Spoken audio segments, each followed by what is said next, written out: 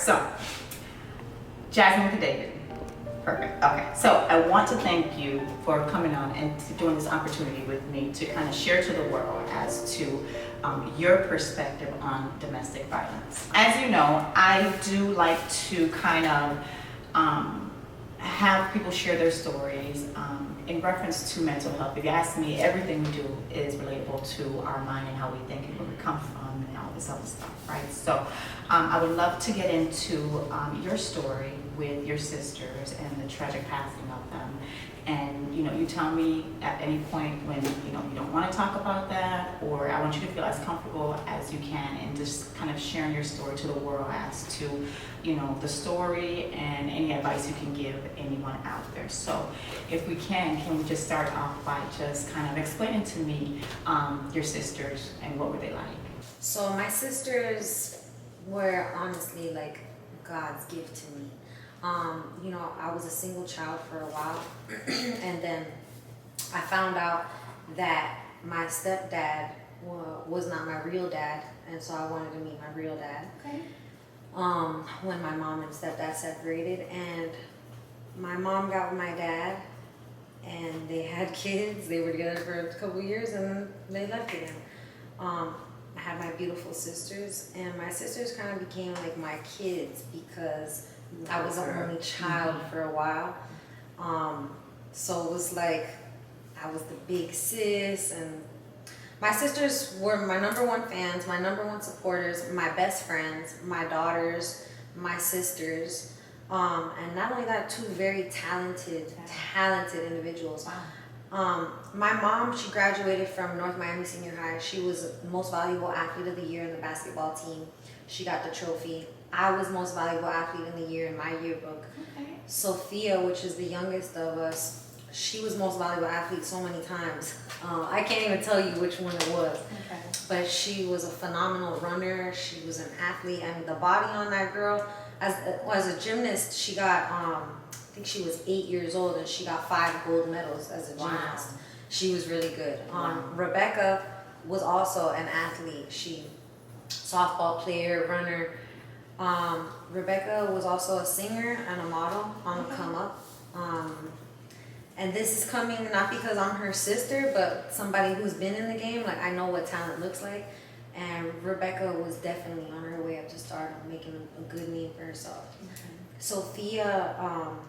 Sophia had this thing about her, like she would come places and everybody wanted to be her friend. Okay. I promise you, like I'm not even trying to exaggerate. Everybody just wanted to be her friend because her personality, she would light up a room. Mm-hmm. And she was one of those friends who like support you, like without you ever having to ask, like she believed in the good in everybody. Mm-hmm. Some people just have that aura about them. Yeah, Mm-hmm. she had that. Mhm. Rebecca was more quiet and reserved, but Rebecca was very, very talented in so many ways, and she had a nurture about her. She would find animals, baby animals, and take them in. She'd find kitty litters, take in the cats, get them neutered, in the neighborhoods that they would be at, because there would be so many stray cats and stuff. But each of them were just two individuals with so many good qualities. Will definitely truly be missed. So what happened was, my youngest sister, Sophia, started dating this guy, and we didn't know that he had a past. He was on probation already, which we didn't know. He had kidnapped her and like beat her up coming out of her job or something like that. But maybe 3 months into the relationship, the first month, after 1 month, he was already banned from our house. So he showed signs within 1 month of being in a relationship. Yeah. Okay. Like he showed up to my mom's house with a hammer one time and smashed out one of the homegirls' lights on her car. Another time my sister went to get her lashes done for her birthday, and he just showed up at my mom's house and walked in and broke in the house like, "Where's Sophia? Everybody's sleeping." And we're like, "What are you doing here?" We called the police so many times, with a hammer incident. He was on probation. Up until the 3rd month was when he finally, somebody actually had to, because he got arrested for I believe that he had put his hands on Sophia in a public place, Okay. and people that were around called the police. Okay. Mhm. And then somebody had to actually call his probation. The probation didn't. They didn't keep tabs, and they weren't doing what they were supposed to. Somebody called in, and then he ended up going to jail. So, not even 4 months later of her knowing him, he was already messing up out in jail. He got out of jail. And 2 weeks after he got out of jail, he went to my mom's house, and Rebecca had left to take Marcus, which is her boyfriend, to work. And so it was just Sophia at the house. And he went in the house, and when Rebecca came back, Rebecca was, she called the police because there was a restraining order on him. So he wasn't supposed to be there first. He was supposed to be there. She got back, she called the police, and she tried to defend her sister, and she lost her life. Both of them lost their life. He took both of their lives. He's a coward. And then he went, he drove like five hours up north. And when the police got him, they threw stuff in the road, and then he spun out. When he crashed, he shot himself in the head. Coward. Mm-hmm. He had a pulse. He died the next day in the hospital. I was supposed to be there that morning. I had a baby 2 years ago. So once I had the baby, it was important for me to be down every month or every other month. So the day before this happened, my flight was booked, but something just felt off. Mm-hmm. Like, I don't know, I had anxiety. Mm-hmm. So I told my best friend, I was like, yo, change the flight for tomorrow morning. Like, I just feel like my stuff, I don't know, my stuff is not ready. My stuff don't feel like it's ready. Mm-hmm. So she changed the flight to that same morning, and it's 7 o'clock in the morning, and I'm on the way to the airport. Well, I'm about to leave my house to go to the airport, and my mom calls me. And I just know that she's gonna tell me like, oh, we're so excited. Are you in the airport yet? I just know it. So I didn't even say hello. I answered the phone, and I was like, we're on our way. Like dancing. And then I heard her voice, and I just knew that something was wrong. That moment, I will obviously never forget any of that moment or my sister's. But that feeling that you get right there is very indescribable. It's almost like you can't. I felt like I couldn't breathe. I felt like I couldn't breathe. I locked myself in the bathroom, and my homegirl had my baby, and then I just tried to breathe because it's just like unreal. You go into shock, so to speak. Yeah. And I definitely dealt with PTSD. Following, like, I was the only one who heard the actual police recording, because since my sister had called, there's a recording that everything was recorded. Nobody heard it but me. And I had to kind of hold in everything that I knew, because I wanted to protect my mom. I just wanted to protect everybody, and it was hard. It was hard. That's all I can say. It's okay. Thank you for sharing it. And just everything you're saying right now, I really do appreciate it. I wanted to say too that, as you know, domestic violence is something that is huge, and especially it happens to males too and females. So I'm not trying to get into the male-female part, but it's just mixed. The violence is huge. And with sharing your story, do you have anything to say to someone who? Well, first let me ask: did your sister ever talk to you about any signs, or wanting to get out, or? Oh yeah. She was already broken up with him when he went to the house, and that was what he couldn't take. He just couldn't take no for an answer. We made so many police reports. It wasn't just one time the police was called on him. The police were called on him multiple times. And when I called him multiple times, it was so many but what happened? I just didn't know how to deal with him, because it was like the more fire I put, the more fire he would want to come back.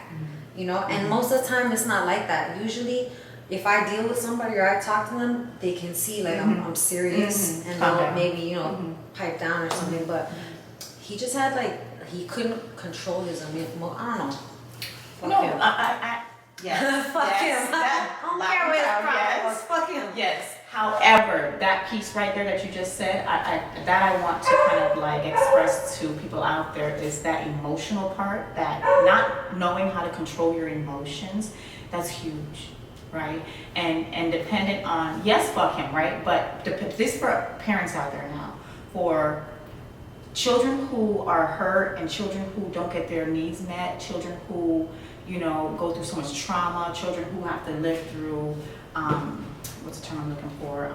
Survival mode. If you're always in survival mode, that's the kind of type of personality that you develop now. So you're always in defense. You're always wanting to you're always paranoid. You're always angry. You always have a comeback thing. Like your gun is always cocked at something. You know what I'm saying? You don't have no rational skills. You don't know how to manage your emotions. So anger is the go-to emotion for everything. So, I just want people to kind of understand that when I talk about mental health, it's not just the illnesses, it's not just mental health, it's everyone has a brain, right? And we just need to learn how to deal with who we are, how we grow up, our emotions. That's the key innate in us, that's what we have.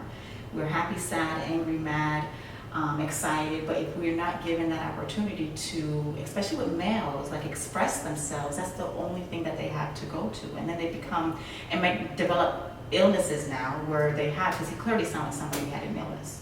For sure. I do want to say though, having an illness is not an excuse, because I am somebody who has dealt, not having been showed or not really having nobody there for me, and I have been having to fight my whole life to survive.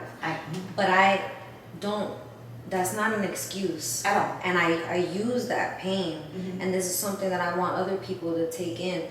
If you go through things and that fire that comes within you, that anger, because I get angry, like that anger that's within you, don't go use drugs. Don't take it out on other people. Use that fire and go run 2-3 miles.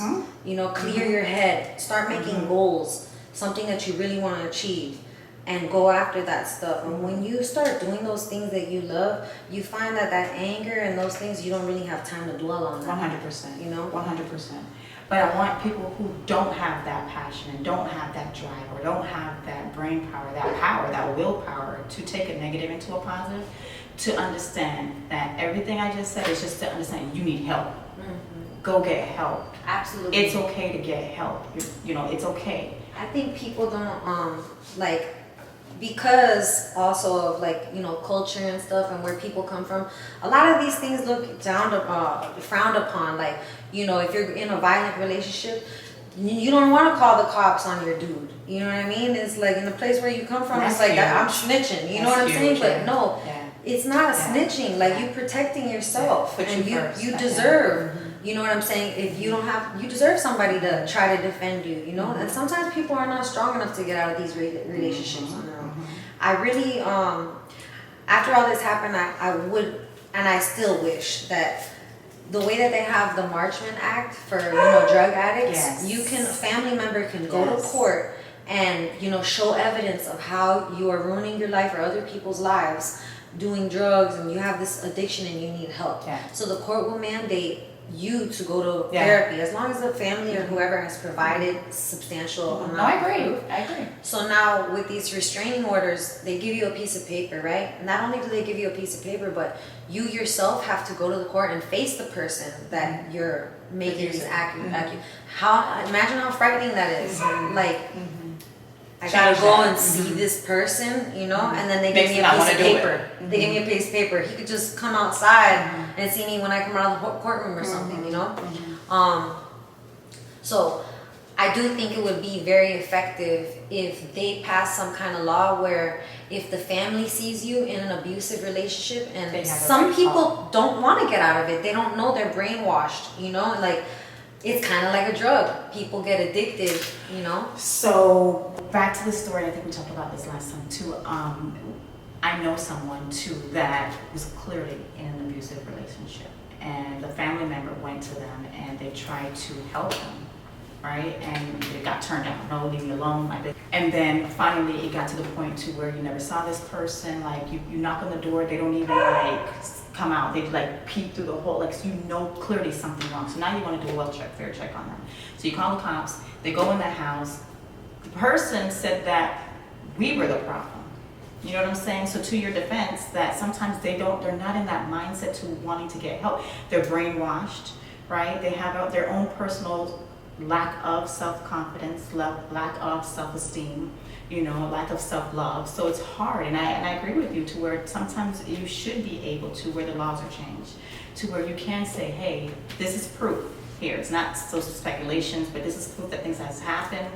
How can we do to, put this person to where they can get help, So I think it's another hard. thing that would go is if the family is able to provide the evidence and say, look, these people's lives are in danger, or my daughter, whoever's life is in danger. If the court finds that it is, true, and it is a reason to have a restraining order, they should have a thing where both of those people are mandated to get maybe 3-month therapy.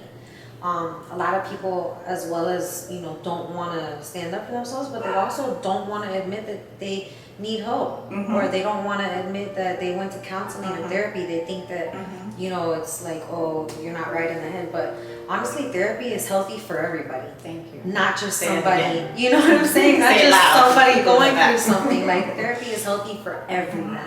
And I highly recommend, at some point in everybody's life, go see a therapist, talk Everyone. to somebody. Yeah, just talk to somebody. Like, it's good. It's really